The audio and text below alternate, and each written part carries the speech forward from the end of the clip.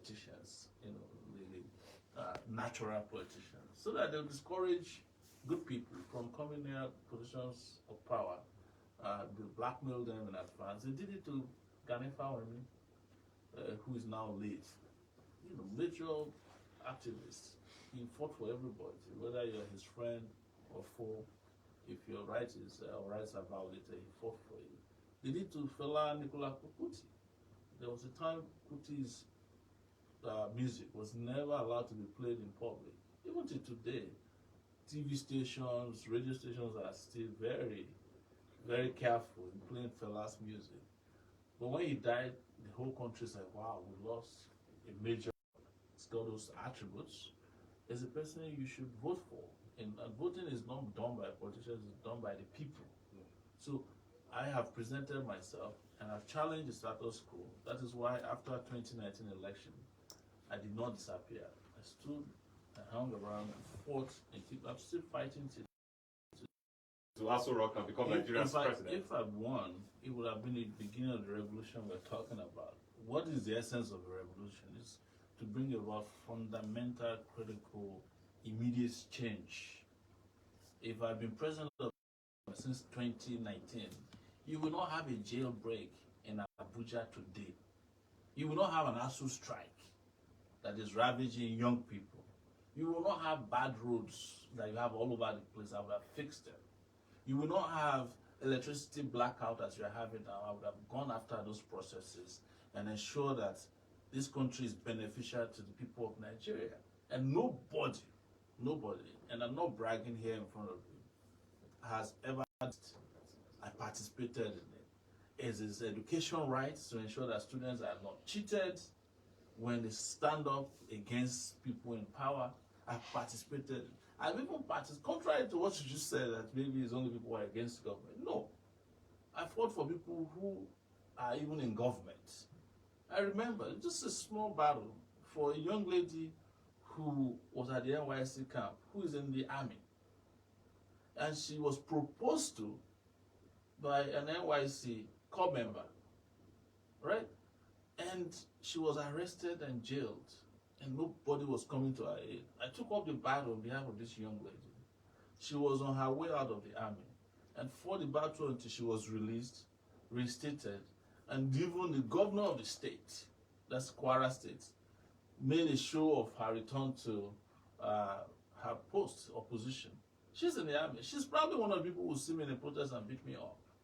When the police were asking to go on strike for better pay and remuneration, I was the one who said, if you guys have the guts, I will lead you on the streets of Abuja. And those ones not in government, that fought for several persons. There are people who were cheated out of elections that I took their battle on and made sure that they get back what rightly belongs to them. And one of them, interestingly, was Peter Obi. Yes, when he was governor of Anambra State, they impeached him and kicked him out of power and organized a fresh election while his tenure was still running. The election was won by Andy Oba, who is a member of APC now. We fought until Andy Oba was kicked out of power after 17 days in power. I think it's the shortest governor someone to have been in government. And this Peter Obi was reinstated as the governor of Anambra State and completed his tenure. I carried the battle on my head. Never met him then, I didn't know who he was, but he was in government. So I didn't start in 2019. I can count the struggles I've been engaged in that have been life-saving for a lot of people. So, but I just can't sit here. If we sit here and start counting on those ones, we will not leave this place today. I think it's quite interesting and revealing that you are going down history lane to intimate the people with your track record, especially because, like I mentioned, for me, maybe I started noticing around 2016, 17. Yes. But until then, a lot of Nigerians just feel that this guy just showed up from nowhere. He was to be Nigeria's president. But let's put that aside and look at the presidential race in context. I mean, a lot of people talk about a candidate and the importance of his popularity. having been in government and maybe holding a leadership position at some level, and then being able to now win votes across the north and south, across the east and west of the country, having this level of popularity. Do you consider yourself popular enough in Nigeria to get this support from across the regions of the country, since we know now that the country, is divided around regionalism? No, I don't think Nigeria is divided along regionalism. I think politicians divided Nigeria using religion, which is spiritual deceit, but the people themselves know who they want, and that is why you see that when people like me show up on the scene in 2018 and 2019, they easily ganged up against me. And that gang up started manifesting, continued manifesting even after the election. In 2019, they allowed me to participate in the presidential debates because they said one thing and one thing only, that I cannot be controlled on national TV. For me, it was a badge of honor. I was also prevented from having access to a number of opportunities that were available for presidential candidates, including police protection. I applied for it, they never gave me. When I left in 2019, they took over the political party on whose platform I ran, founded by myself and our colleagues. They took it over. It was hijacked and they put in posters there. It wasn't until a month ago, specifically June 3rd, that a court of appeal here in Abuja restored control of that party to us and told everybody in court that they're surprised that INEC were getting involved, and the judge who gave the ruling that someone else should take over the party, that they're getting involved in internal affairs of the political party and had so far denied us of our democratic and legitimate rights to participate in our politics. So a judge in this country restricted me to Abuja for 3 years. It's never happened before that a citizen of Nigeria was told not to leave a particular city after I spent 5 months in detention and said I could not speak in public in a democratic era. So you can see the amount of persecution that I've been through. I was shot at, my brother was killed, my nose was broken, they tortured me. They kept going, taking me back to detention for expressing my views and my rights. So I'm just giving you all this background so that you can have a holistic understanding, the whole gamut of the array of arrows thrown in my direction, just my person and those of my colleagues who want this country to change. And the reason we keep popping up is because we can't just open our eyes. Our conscience will not let it, our will not let these people, the people you call politicians, to keep destroying a country in which there are 200 million people. It's not just about Nigeria alone, it's about the continent of Africa, because the moment Nigeria is liberated, Africa will also get a fresh leash of life and fresh air. So it is very important. This is very, very important that people are not looking at artificial and superficial popularity, because you can induce popularity if you have money. You can induce it.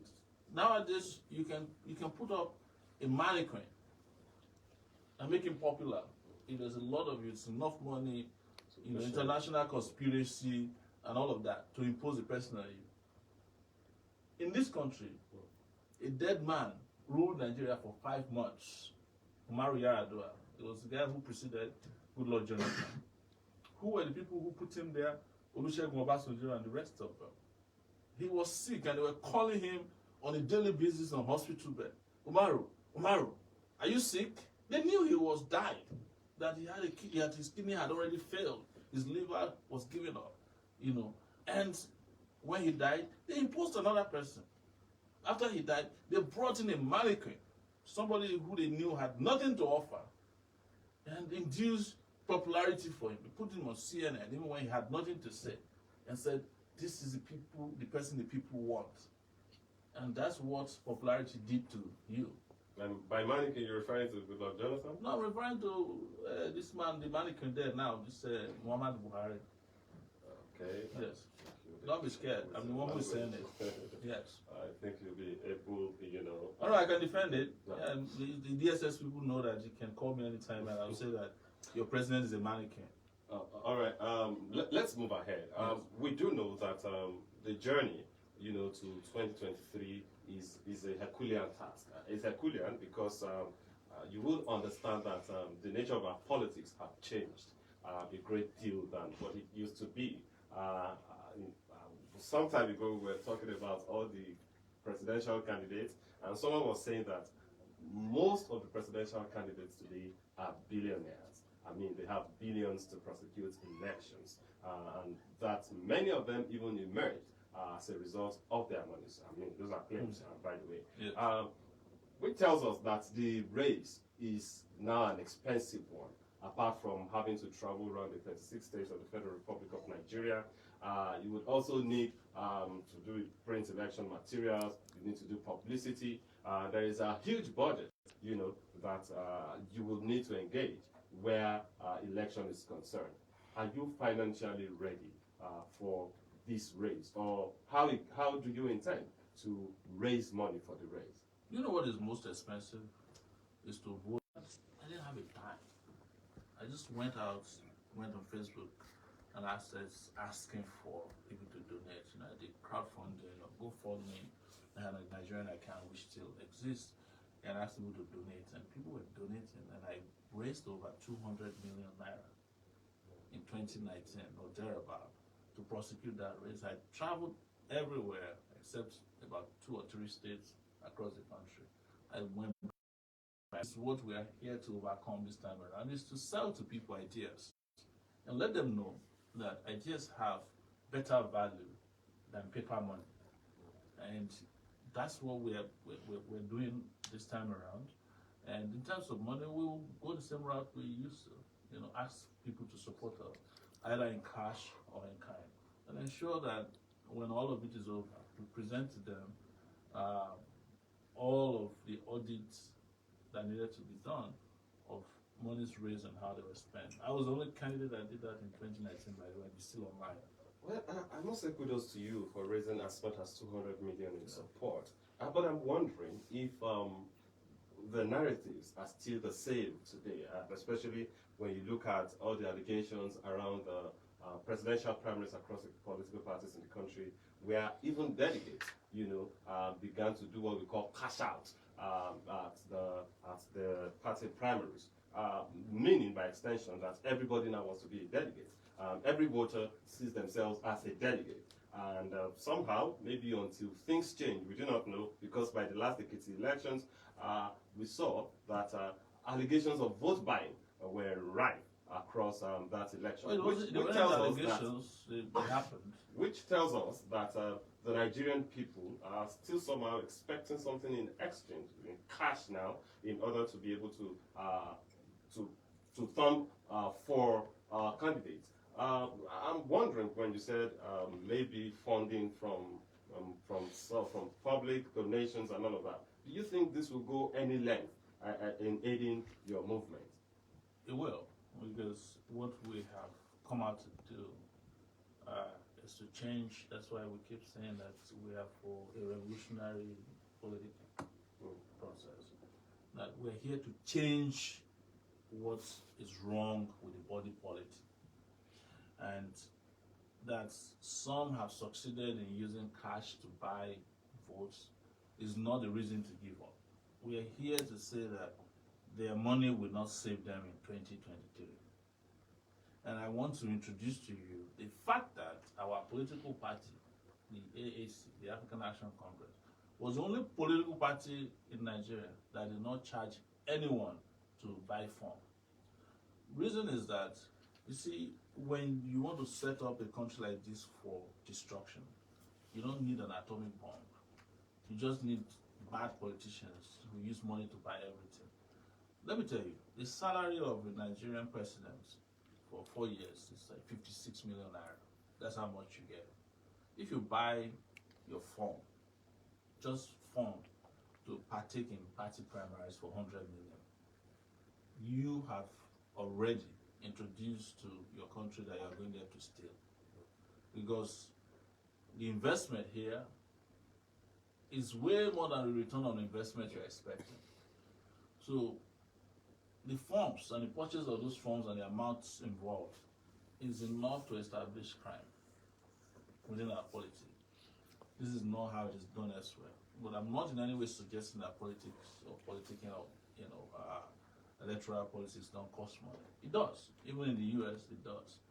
But the legitimate, direct, and transparent way to do it is not to go and steal. It's not to steal from the same people who you want to save. It's to ensure that you get them to participate by telling them, look, we want to go and save our country. Put in the little you can. I wasn't involved in politics in 1979, but I was conscious enough as a little kid to know that my father, my mom, had a little card from the Unity Party of Nigeria, that's the Obafemi Awolowo's party, and they were making donations of 50 kobo every month to the party. Everybody had that card, membership card. Their membership card had a donation thing that is for 12 months. When 1 year is over, you go and get another card to renew your membership, but you must make donations to the party. And that is the way it ought to be done in Nigeria. This is the way we are doing it. In fact, it is our way of doing this that a lot of the politicians have now started to borrow. Because ultimately, until the people own their democracy, until they have a sense of and feeling of belonging and ownership of the democratic process, you are doomed, honestly. You will not be running a democracy, you'll be running a plutocracy. That is a democracy for the rich only. And considering the high number of morons in Nigeria, who are politicians, who are money bags, you'll be running a meritocracy at the end of the day. Your entire democratic process will be hijacked by morons. And that's what you're seeing happening when you keep saying that, well, our representatives are not doing anything. You know, the National Assembly is useless. The state assemblies are useless. Your governors are useless. Because why? You have allowed morons to take over your system. The lunatics have taken over the asylum in Nigeria. And that's what we're here to change. That's why we stand up straight and say we're not going to bend our back and we're not bending over for anybody. There's no compromises as to how we want this country to progress. Whomever thinks otherwise is free to keep going to their experienced politicians. Because they like to challenge me, the politicians we want people with experience. But look at what experienced people did to your country. It has become virtually an Afghanistan. In fact, as of today, Afghanistan is more stable than Nigeria, politically speaking. Well, that's really sad coming from you. But let's look at it. They say charity begins at home. Yes. And last I checked, maybe until recently, your party, the African Action Congress, was factionalized. There was a faction here, and until, of course, you stepped down and became the candidate of the party as the chairman in your own faction. But I'm aware that the other faction also produced the presidential candidate. Have you been able to put your house in order to ensure that you get the support of your party across board to be able to go fully into this race? I think I explained when I started this interview with you that after 2019, considering the revolutionary nature of our party, the government went in there and hijacked the party. And when they saw that we were resisting, I was arrested. And while I was under arrest, they consolidated, in their own view, the hijack of the party. The party was hijacked, it was never factionalized. I'm saying that to you. So the party section that you're talking about, the imposters, of course, they do what they do. Even when the law court have said, please get out of the way, they still went ahead and did whatever they felt they needed to do. But as of today, go to INEC's website, you know who are in charge. The presidential aspirants have been, their names and their VPs have been released to all the states INEC offices. You can ask whose names have appeared in those places. So you don't need to argue about it. You're a reporter, you can find out from INEC as well. There was no faction. There was never a time that party was factionalized. It was that impostors, as they usually do in Nigeria, were brought in. They did it to PDP at the time, when former governor of Borno State was brought in to start hijacking and running the party. Eventually, he was defeated and he went into oblivion. So I don't want to pay attention to this beyond just explaining to you what is legal and legitimate. And then as of today, the party is solely back in the hands of its original owners. All right, an interesting one. All right, let's look at Nigeria in context. I'm sure you agree with me, like you have also echoed since the beginning of this conversation, that Nigeria is like a country in crisis at the moment. It's not like it's completely in crisis. Nigeria is failing as a state. I mean, a lot of people have said we are already in a failing state. Yes. Yes, and you can see this across board. When you go to education, you go to economy, you go to security, and most importantly, security that has continued to deteriorate over the years. I'm going to ask you, because I know that you are a human rights activist and maybe a journalist by training. Well, without training. Without training. Okay, maybe by practice then. Yes. Okay, so having known that, we have a peculiar security challenge in the country at the moment. Just yesterday, Kuje prison here in the FCT was attacked. Yes. The president's convoy was attacked, and lives were lost, and all of that. So I want to ask you, what experience have you got to tackle the ravaging security challenge in Nigeria at the moment? They are diverse, I'm sure you know. So what experience have you got to tackle this challenge if you are elected president? You see, there have been two, and I'm breaking this down to you contextually. There have been two former presidents since 1999 who have become president of the Federal Republic of Nigeria. They were former military generals. Look at the situation of the security under their watch. Nothing to write home about. President Buhari is the worst of them. You are saying that his convoy was attacked in Katsina and there was a jailbreak. But I think the worst security catastrophe that ever happened to Nigeria is his election or re-election in 2019, as they claimed. Being so, is the absence of President Buhari as the commander-in-chief of the armed forces that is a major problem. You imagine that a #1 prison that housed some of the most dangerous criminals in Abuja and across the country was broken into yesterday or the day before yesterday. No single person involved in the jailbreak has been arrested. They don't even tell us who they are. We have to wait for the people who broke into Kuje prison to announce that they did it. That is the ISWAP. Yes.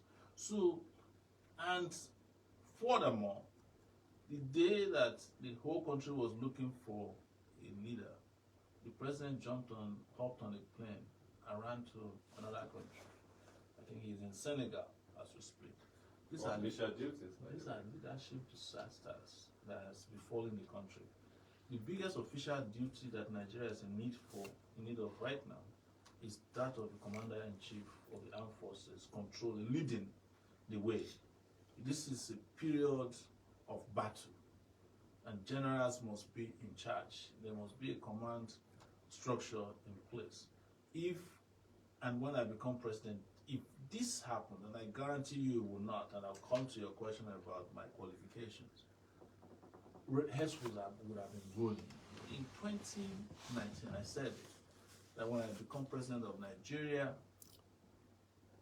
all these army generals who are involved in fighting Boko Haram, terrorism, and all, I'll fire all of them, without exception. If you have ever been involved in the antiterrorism battle, and you haven't been able to show that you are capable and competent, you are going to be fired. We're going to retire you compulsorily. You got to go back to where you came from. That means, and this is how it is done all over the world. You know, when it comes to security, we don't joke with it. The position of commanders is like a revolving door. You fail, you are out. You fail, you are out.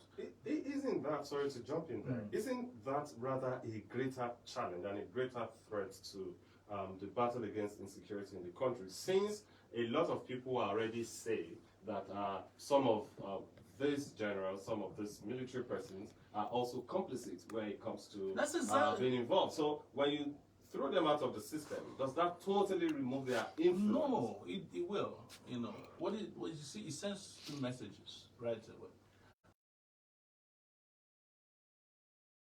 Secondly, it tells those who are taking over from them that there is not going to be any room for excuses. That you don't perform, it's done in Israel. You know, and I'm not a fan of the client state called Israel. It's done in Israel. You don't perform, you're out. There's no reason to be apologetic about making sure that people are held accountable to their position. I mean, for the positions they hold. The other issue is that he's been hiding cash all over Abuja. Found over 2.1 billion. He had a Mercedes-Benz car that is voice activated. You talk to it, it starts. You talk to it, it stops. That one alone is enough to buy enough guns and bullets to take care of Zamfara.